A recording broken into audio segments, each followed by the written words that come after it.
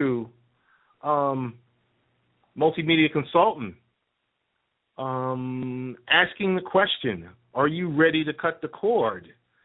We're going to take a walk through today's streaming media services, and I guess Michael LoBia is gonna try and convince me into cutting the cord and saying goodbye to cable and satellite. I don't know if he can do it. Michael, are you on the air? Yes, I am, Ted. How you doing this evening? Pretty good. Thank you for calling the show and agreeing to join us for this detailed discussion on Cordcutters. No, Ted, thank you for the opportunity No, to be here. And what we're talking about now with the cord cutting, it's not, as everyone says, I'm just going to walk outside and cut my cable. I'm going to try to explain to you how to reduce the cable footprint in your home. Let's call it doing it that way, because we still do need cable. We do need cable. We do need dish services. Okay, so I mean, we'll get right into it. I mean, in the IT world or in the everyday consumer technology world, it's about bring your own device. I mean, I kind of, when we attack this topic, I kind of thought of it as bring your own service. So, what's all the noise about streaming? What's your thoughts? Well, the big push right now is in this new streaming technology that's available.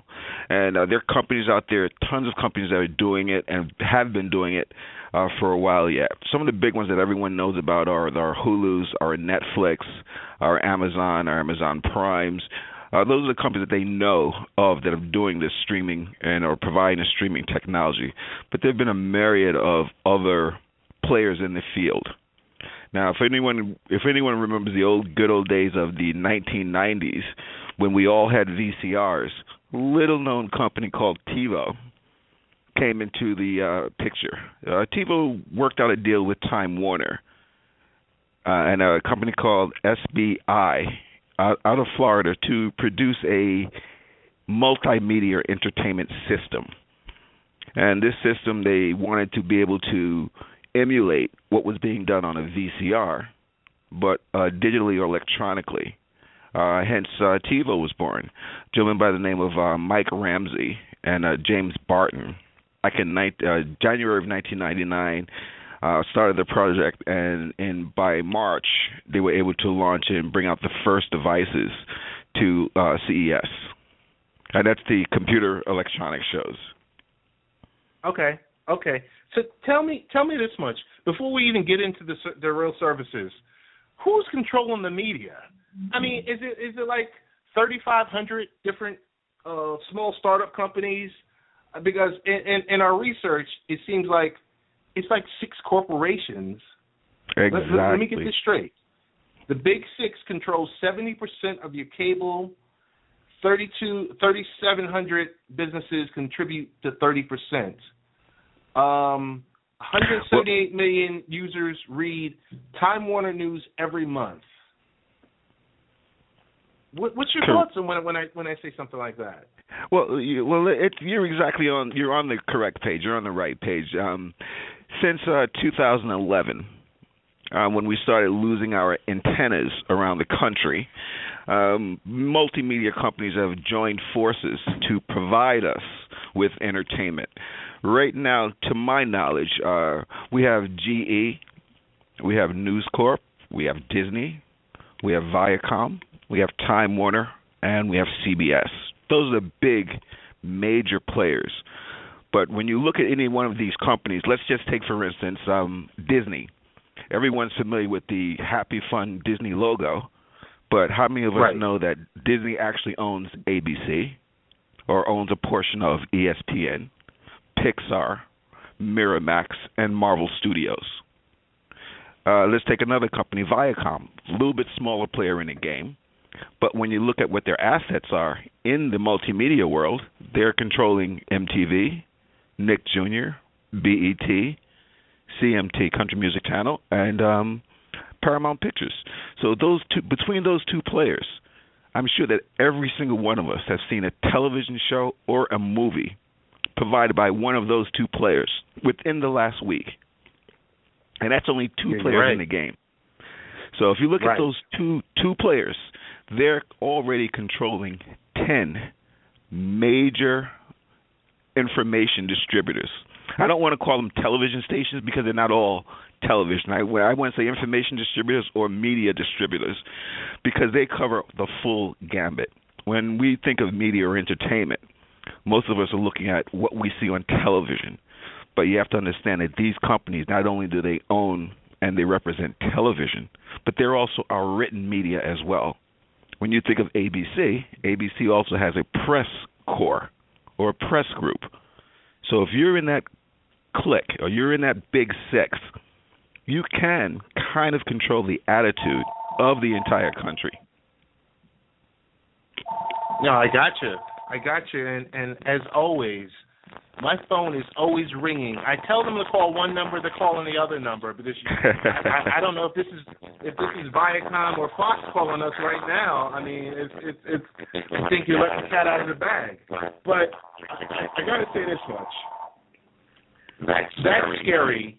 I'll just quickly go to.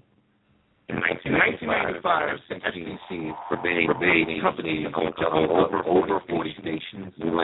Yet channel 1,200 stations. I don't even want to discuss that because we're just talking about we're going to look at Cordcutters. I just want to go now.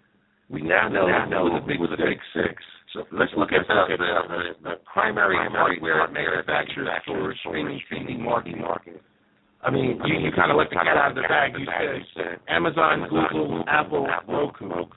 Those are like the major core hardware manufacturers. But I think when you and I talked earlier, you kind of schooled me onto something that the hardware is not. They're getting the hardware from somewhere else, and they're just putting their logo on it. Give us a little insight on that. Exactly. Like a lot of these companies, like for instance, your Netflix and your Hulus, they provide a service, but you're providing the device. You're providing the means of connecting to that service, which is going to make your cord cutting easier. The old school way of doing things where you go to your local cable, your local service provider, you sign up for a plan, they provide you with their equipment, and you're paying that rental fee on their equipment. So the Cordcutters, what we're trying to do is we try to buy and or obtain all of our own equipment. And if you think about it the way that we do, is your cable company, they're going to deliver you the service. But in order for you to get their service, in most cases, you need to use their equipment. Their equipment is not free. So you're paying for the service, and then you're renting the equipment to get to the service. So what the Cordcutters are doing, we've developed methods of getting access to that same information, but with our own equipment. Like, for instance, if you had a Roku and you had a Netflix account, you can practically pull up a menu or dim sum your own television experience because you're not tied to what's being shown at 8 o'clock on a particular station or channel. You go into your Netflix account, you go into your Hulu account, and you decide from their selection what you want to watch. So your 2 hour or 3 hours a night that you're watching television, you're not subjected to what the providers want to give you. You open up, you select from your own menu the shows that you want. So this is where television is now heading, and the providers are seeing that as well, because of many people across the country now are reducing their services because of offerings from Netflix and Hulu. I got to jump in here and say, Michael, that last comment is correct because I use, for the last 14 years, I've been a DirecTV customer. Now, I did not say goodbye to DirecTV. I just said goodbye to their premium package. Because you get to a point where you're getting a monthly bill and it's $170, $180 a month, because multiple DVRs, and you're mirroring, you're kind of marrying the DVRs together to increase your storage space, and the Genie boxes, and you name it. Something that you kind of brought to my attention is, even let's just say my cable modem, or let's just say I'm getting a package, I have the ability to use my own modem? Correct, yes you do. Depending on your carrier or your provider, you can purchase your own modem. And what I would recommend that all of your listeners do, take stock of the equipment that they have in their home. If you're using a cable modem, look up the brand, look up the model, go online, do the research yourself, find out what that piece of equipment costs. Now, that being said, then you go back to your service provider, and you ask your service provider, well, I already own XYZ modem, which is the same one that you guys use. If I'm paying a $6 fee, and I'm going to leave it as something very simple, $5-6 fee. If I'm paying a $6 fee for renting your equipment, and I own the same exact equipment, can you activate my equipment for me and take away that monthly rental charge? If you think about it in that picture, a modem that you can probably purchase for $150, you only now need them to give you the service. So now you're paying that true $39 a month internet service because you're supplying your own equipment. You're not renting their equipment for that $4, $6, $5 a month, which you'll never recoup. But by buying your equipment outright, you're ahead of the game, because your equipment will pay for itself in a year's time, in 18 months' time, and everything else after that is a bonus. So my question I had to you is, we looked at the Amazon, the Google, the Apple, and Roku, and those are the major players, correct? Correct. In this new model, because everyone that I hear from, every CEO I hear from, they've stated that TV, the existing model, the legacy model of TV, is dead. It's had a wonderful 50-year run. There's a new way to deliver this. And my question is to you, we had those four major players. Are there any alternatives? Are there any new manufacturers? Are there, that are going to be a player in the third and fourth quarter of 2015? Like, whom else is going to come out, out of nowhere to be a player? Like, could we expect that with like a Microsoft? Or, I mean, I'm just looking from that perspective. Oh yeah, they're coming in this year. You can expect a lot more of these little portable devices to become more prevalent. We've already discussed the Roku. We've already discussed the use of Hulu and for Netflix. But a lot of people didn't understand that there's software that you can add to your Sony PlayStation, which many of us already have, which is a combination DVD player, internet browser. Now it can be a media player. If you have that device, you can connect it with the proper software. That eliminates a cable box right there. That's just one device that we're going to be using. Another device that's going to be coming down the line that people are going to be looking at are the smart TVs. Now, we've all been introduced to them in the last few years, but a lot of us have not realized that these televisions actually contain mini computers. So you can take a device like a Google Chromecast, install that into the back of your television. Now you're streaming videos or watching videos from your own mobile devices directly to your flat screen TV or directly to your smart TV. That's just one little device. The next one that everyone knows is the Apple TV. Beautiful little device made and designed by Apple. They have their own little app store that you can go to, and the same thing. You can install and set up your Hulu account. You can set up your Netflix and start streaming from there. Now, the most popular devices, and if you start looking on the internet, you're going to see millions of them. Well, millions is an exaggeration, but you're going to see plenty of them coming up, are these little new Android TV boxes or Android devices. And Okay. a lot of people look at these and they, oh, they're only kids' toys or little. They are actual mini computers, and these devices you'll connect to your televisions, and it'll allow you to run the same Google application that you would use on your smartphone for getting into your video service to using that on the regular television. Now, majority of our service providers, I'm on Long Island, so we have Cablevision or Optimum. They recommend that if you want to watch your videos on the go, you download their Optimum app. So every company now is coming out with an app.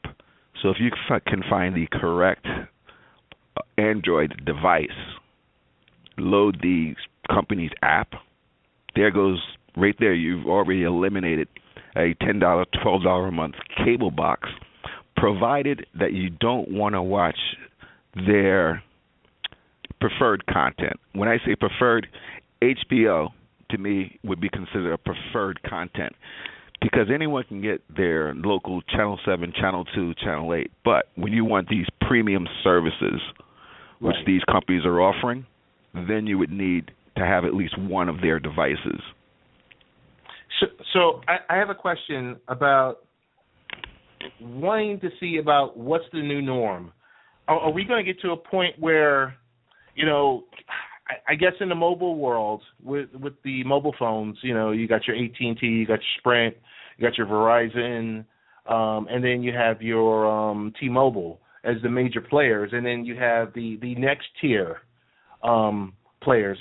Are we going to get to the point where, like, we noticed Tim Cook about a month ago was talking about the Apple, web TV services and HBO Now. Will that be the new? Will that be the new norm where we see, I kind of like it. I mean, not that I'm an Apple fan, but I kind of like having a system that will provide you 35 to 40 channels versus my current system that gives me 500 channels and in 4 different languages. Well, the thing is now with the current model, the way they have it set up is I can tell you I got 1,000 channels, and you're going to buy the package for that 1,000 channels. What the Cordcutters do is we look at what are we actually going to be consuming. I don't need 1,000 channels. I don't want to pay you for 1,000 channels, but I am willing to pay for the 40 channels that I watch on a regular basis, and that's going to be that's starting to come down the pipe now. If you notice, a few weeks ago, ESPN and Verizon had gotten into a little tiff, and what happens is ESPN is going after Verizon over a TV package that Verizon has put together toward Cordcutters. Can you imagine going to your Verizon and saying it's a $50, $60 a month package, and inside this package, I want to have X show, Y show, and Z show. So you can go to Verizon, select the 15 or 20 television shows that you want to consume on a regular basis, and you can make that as a choice. Now, Verizon has gotten into it with ESPN because ESPN was included in one of their Verizon packages, and ESPN wants to get paid for their lineup on an individual basis. So they want, just like our regular cable companies, they want you as a consumer to come directly to ESPN and buy your content from ESPN. When Verizon was trying to bundle the package, it's just something that all of the cable service providers have been doing. And if you noticed in the last years, the big trend with all of the cable providers is, call your local company and tell them that you want your MTV back or you want your local MSG back. A lot of these cable companies are blocking out certain services or reducing their service costs by not wanting to provide a particular channel. So I kind of noticed that, and that's a pretty good one because I will tell you this much: when I flipped over, when I finally said goodbye to Cablevision, Optimal Online, and moved to Verizon Fios, the first thing they asked me is, "What are you doing for your TV? We'll give you the best possible package." And I was like, I like the Sunday Ticket, the NFL Sunday Ticket. So they were like, "Okay, we can bundle a DirecTV package for you." And I said, "Wait a minute, how are you going to bundle that for me and you're Verizon?" But that's when I noticed these companies are getting into bed with each other. Exactly. I guess the common goal. There's no longer just one provider where we used to go turn on the television, and I don't know how far back you go, but I remember Sunday nights coming home, turning on the television, and you had Wild Kingdom, and it was brought to you by the Mutual of Omaha. Not to throw names out. So you had a company that made a product or had a product, and they would sponsor a television show. And they usually produce very good content. And that content was only available on that one channel. Right. Flash forward, a television show or a movie or a video that you watch on HBO, next month will be on Showtime. The month after that will be on Cinemax. And these companies just keep recycling the same television shows. So who's really...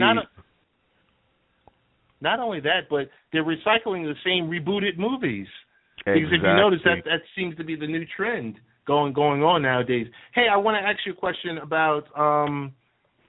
so I have the main streaming video services, Hulu, Netflix, Amazon Fire. I did some research. I came up with Vudu and Plex. Give me we know about the top three. Give me your definition of Vudu. All right, Vudu. Vudu, yes. Vudu is it's almost like a rental service for your television or for the type of videos that you want to watch. You sign up an account, and from your mobile device, from any web-enabled device, and they even have a little Vudu streaming device that's available now. And it's also available through Google Play and the Google Play Store. You can get a Vudu app. And you select what movies you want to watch. You select what television shows you want to watch. And you're watching them at your leisure. You're not stuck to exactly what the provider is giving you. And these services are $8, $9 a month. And you can get the same movies that you're seeing by your regular providers, but you're watching them at your leisure. Like we'll all have. Well, I have HBO, and I have to run home every night because at 8 o'clock I have to watch this show on HBO. A lot of us don't have that flexible schedule anymore, where we're always on the go. So these services like Vudu would allow you to open up a browser, log into a particular account that you have, and select what show you'd like to watch. And now Plex is a little bit more complex than that. I don't know if you're familiar, or if your listeners are familiar with what's called the Sling Box. Sling Box was a little project that was going a while back. It would allow you to connect this little device to your computer. You connect this device to your television or to your entertainment center. Connect the other end of it to your internet or to your modem. Now you can watch your television shows through an application over the internet. From your job, you're watching your DVR at home, or you're watching your television service from home. All of the companies now have wised up, and they're into that, which at the top of the hour, it started with everyone has an app for that. So this is now television on the go. We're no longer stuck in front of a cable box or in front of a device provided by our cable provider. We're carrying our devices now. That's your smartphones, that's your tablets, that's your PC, that's your iPads. These are devices that we have every single day.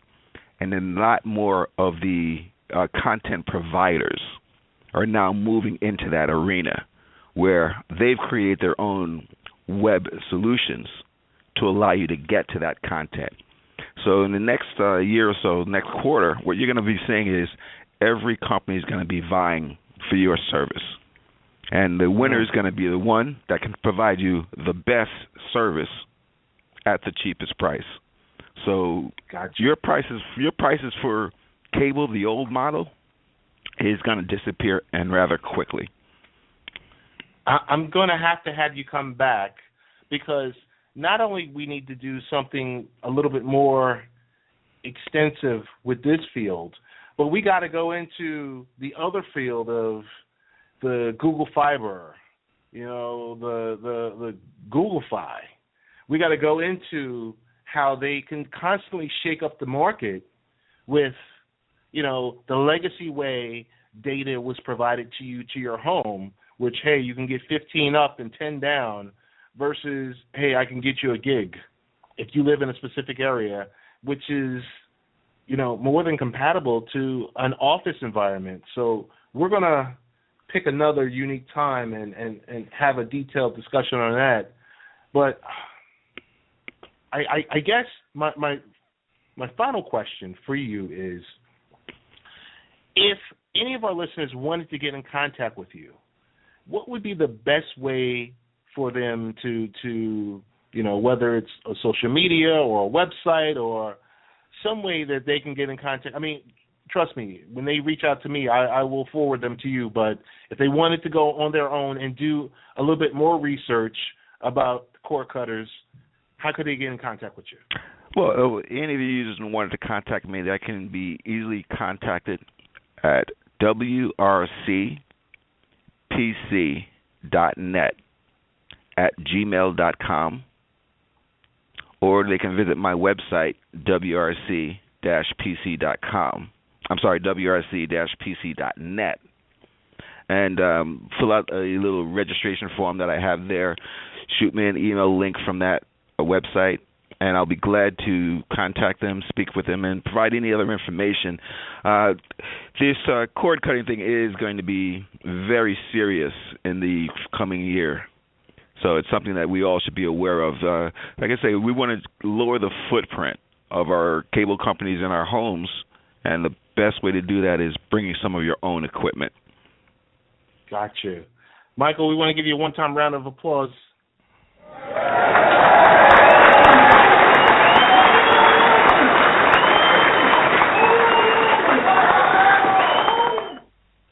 And we will be back in touch with you. Thank you so much. No, thank you, Ted. So please feel free to reach out and contact me anytime. And I'd like to also forward you some information that you may feel free to hand over to some of your listeners or post on your site. It's just simple information on what is cord cutting. So I'll get that over to you shortly. It just goes a little bit more about who the big six are, and some other devices and stuff that are available with their pros and their cons. So please, when you receive that information, feel free to post it and or forward it over to any of your listeners that need it. Okay, you got it. Thanks, Ted.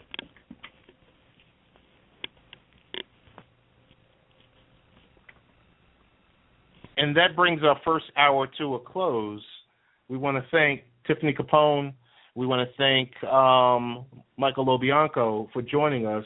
We're going to close out right now, really quick. And don't go anywhere, because we'll be right back.